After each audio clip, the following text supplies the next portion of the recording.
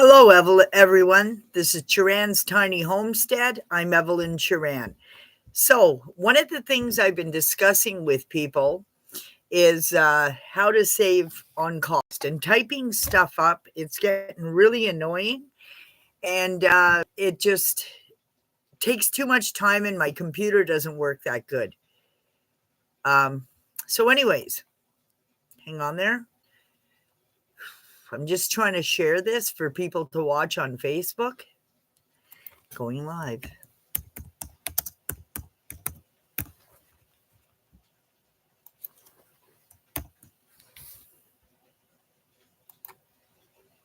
Guess what? It worked.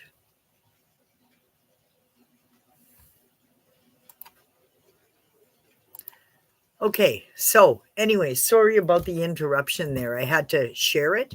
I'm just learning how to do all of this YouTube stuff and try to get my education out there, what I've learned along the way.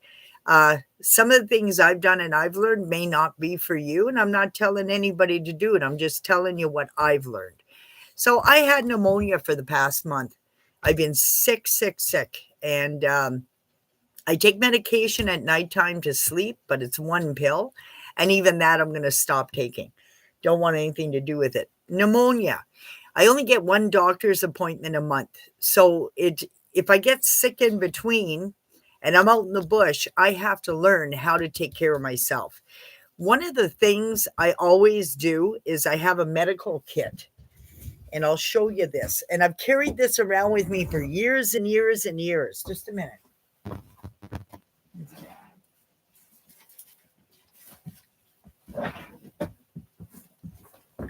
So I made a duffel bag that I carried in my truck for years, traveling across Canada. So I've got this, emergency medical kit only. Small duffel bag. Keep it in my vehicle when I'm traveling and in the camp when I'm home, right? This way, I've got bandages, everything. Everything for bee stings, for anaphylactic shock. You know, a lot of people go through a lot of things. I even carry naloxone or Narcan or whatever you guys call it. My last set I handed in, I got to get a new one. In case there's an emergency in a car accident, whatever, I'm prepared. I'm an advanced first aider. I took a week-long course. I had to have it for my workplace at the time because I was in charge of all of that stuff and safety and stuff. So okay, next thing. When I got pneumonia, a long time ago, I worked with a fella from Pakistan, and I was sick. Like I had stabbing pains in my chest. I thought I was going to die. I was buckled over in the kitchen. They made me a cup of tea, a pot of tea, and everybody was taking it, drinking it. But a lot of people from there, they drink this stuff anyways. So I'm going to show you the ingredients I put in a cup of tea. This one, turmeric powder. This is a lifesaver. I cook it with cumin in it. This is a lifesaver.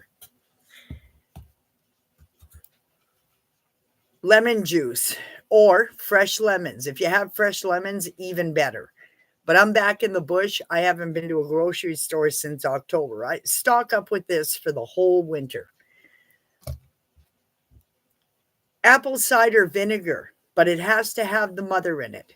This stuff also, I take a teaspoon every day and I wash it down with water. In my cups of tea, I also add peppermint. I buy from Now, this company here. Then I add a drop of spearmint. Then I add a drop of ginger or fresh ginger preferred, or even ginger powder. Then I also add some black pepper. I cook it in a pot. When it's done, I drink it. I keep stirring it. I keep drinking. Believe it or not, I got rid of my pneumonia within, it was really bad. Last week, I couldn't even breathe from Wednesday, Thursday, Friday. I started making it on Wednesday. I'd already been sick for 3 weeks. And I thought, why didn't I think of this? Because it's been about 4 or 5 years since I've drank it, because I haven't been sick like this since. This time I got it really bad. and I'm not in touch with anybody. I'm alone out here. There's nobody here to make me sick. So it's not like I'm picking up a virus. It's not a virus, it's a chest infection in the lungs. But I get it because of the wood stove. There's so much dust that comes from a wood stove. And I used to get it in the oil sands from the silica dust when I worked at Suncor. So, anyways, I cooked this up and I drank, I don't know, 4 pots of tea, the size of a coffee maker, 8 cups a day. First thing in the morning, the coughing stopped. I started breathing right away. The shortness of breath went away right away. By day 2, I wasn't coughing anymore. By day 3, I wasn't blowing my nose and coughing up phlegm anymore. I've been drinking it every day. I talked to my doctor about it, and on my advice, talk to your physician first, because if you're on any kinds of heart pills or diabetes pills or anything like that, take it up with your specialist or your physician first before you start adding things like this into your diet, because it could counteract a medication that you're taking and it could cause more problems also. But I'm not on any medication for it to counteract. I did get a bout of antibiotics. However, I got better. So I'm going to keep those antibiotics for 1 year in my medical kit for worst case scenario with the instructions and the doctor that prescribed it. And that way, if something ever happens along the line, the information is there for my family to go back on. So these are the kinds of things I've done living off grid and to be responsible about myself. Um, I'm not taking care of 12,500 people's meals anymore. I'm done with that career. I'm moving forward from my career. I'm doing better for myself. Instead of taking care of everybody else, now I'm taking care of Evelyn. Evelyn's always loved everybody more than Evelyn has loved herself. The other thing I've done for better health is cut toxic people out of my life. So if somebody's going to be negative about the decisions that I make or make negative comments about the decisions that I make in my life and how my family and I live, then I'm not going to have anything to do with you. If you're going to make negative comments about who I am as a person, I'm not going to have anything to do with you. If you're going to question everything I do and say, if you don't believe me, do the research yourself. If you're not willing to do the research, then don't question me.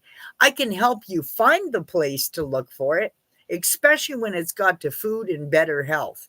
For me, to cut my cost, instead of paying $60 in medication costs, I buy a big container of this, and medication is never in my system.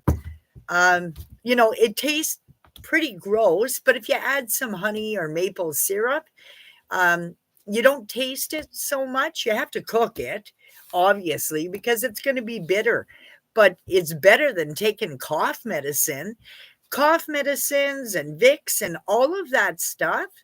That's all consumer ripoff. Pharmaceuticals are a consumer ripoff. There are so many natural remedies to better yourself and better your health that you don't ever have to end up on medications. Had I known this education 20 years ago, I would have never seen a doctor. So like all kinds of things like that, I've taught myself and I've learned along the way, and I've learned from people that were older than me that educated me.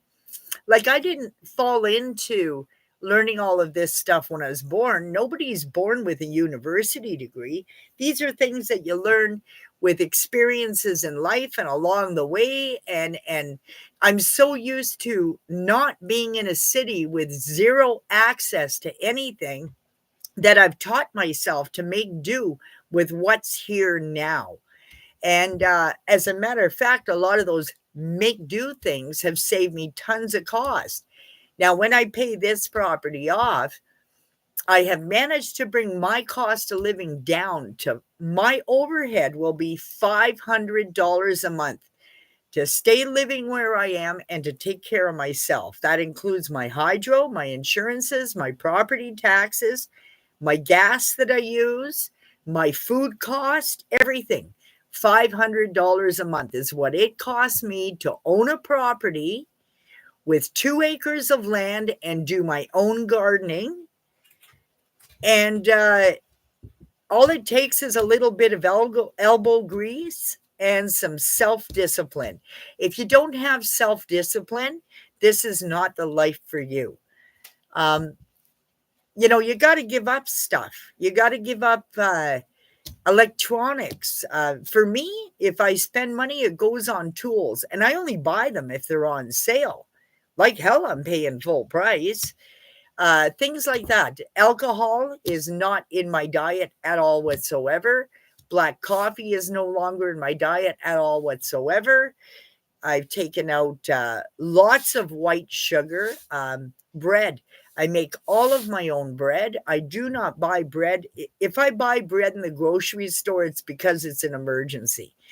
I have lots of bread pans now that I've gathered over trying to get my life back.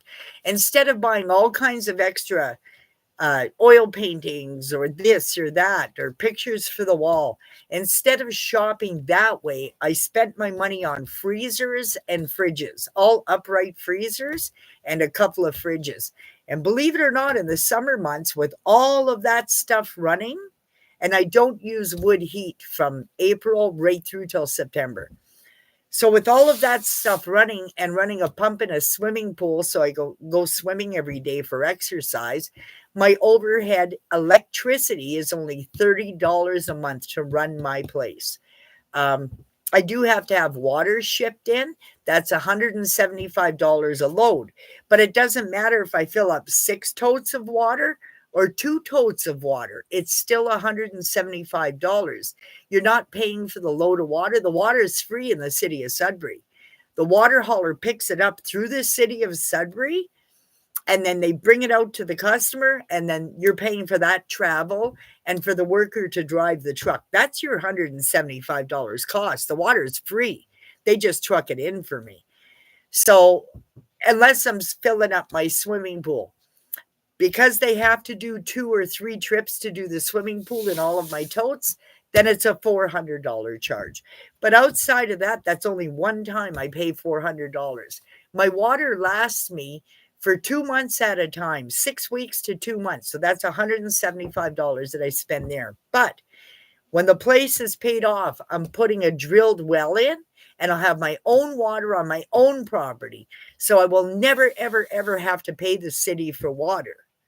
I'll never, ever have to pay the city for propane. I'll never, ever have to pay the city for gas, for natural gas, because I don't have any of that hooked up here except for my propane tank. That's another expense. When I bought the property, there was 2 big rental tanks. Oh my God, they cost me like, I think $3,500 to get them to fill it, because I had to get a pipe fitter in, a gas fitter to check it. I had to get everything tagged. They would not tag the stove that came with the camp. It had gas leaks, propane leaks, which I didn't know. So finally, I saved up enough money. I said, that's enough. Come and get your equipment. I'm buying my own tank. So I called in Ontario. I called Moore's Propane. I know them. They're a really good company. And if you want to get a hold of them, it's 705-523-6466. I bought my tank for $1,700 filled. And they redid all of the pipes around my house, the gas line, propane lines that the last owners had. They were going to run the whole camp off of propane heat and everything. And I was like, no way, that's going to be way too much money. So I took out all those gas lines because they're no good. They were blocking off a door for the water shed, like get rid of it all. So I've got one line outside of my kitchen with a propane tank in front of the house, so that when the propane guys come in to fill it up, they're right here in front of my house, like right there in my driveway. So they don't need to track through snowbanks or anything like that. I made it so it's convenient for their workers, as well as safe for me to check it. So that was $1,700. Now that tank gets filled for the next 25 years. So whoever takes over the property, they don't have to buy a new tank. That tank comes with the property. So that tank now has just saved me $300 in rent a year. So that was a cost I got rid of completely. So you do $300 a year over 25 years for a propane tank. Well, geez, that's a lot of money. Like if I do the mathematics on that, $300, let's see here, do my passcodes. I'm not used to all this digital stuff. It's just not me. So you do, can't find my calculator. Go figure. Jeez. Well, that sucks. I thought I had one on here. Oh, yes, I do. Okay, so you do $300 a year times 25 years. I saved $7,500 over 25 years. I can use that for something else. That $7,500 will buy a sleep cabin for the property. Next one that I was talking about yesterday, Tim Hortons coffee. $3 times 30 days equals $90 a month times 12 months equals $1,080 a month in Tim Hortons coffee if you buy Tim Hortons coffee every day. Or a year. Sorry, that's $1,080 a year. So if you have two family members buying $1,080 a year in coffee, multiply that by two people, $2,160 a year in Tim Hortons coffee every day. Wow, that's a ripoff. I buy tins of coffee for $10, make my own bloody coffee. I understand that everybody's hooked on Tim Hortons, but they're not a Canadian company anymore. They bought it out. They sold us out. So why are you supporting American companies when you're Canadian, right? Make your own coffee. There's no reason why you have to spend that much money. That's a waste of money. I stopped drinking Tim Hortons in 2017. It's too expensive. It's not worth it. So that's another cost I saved.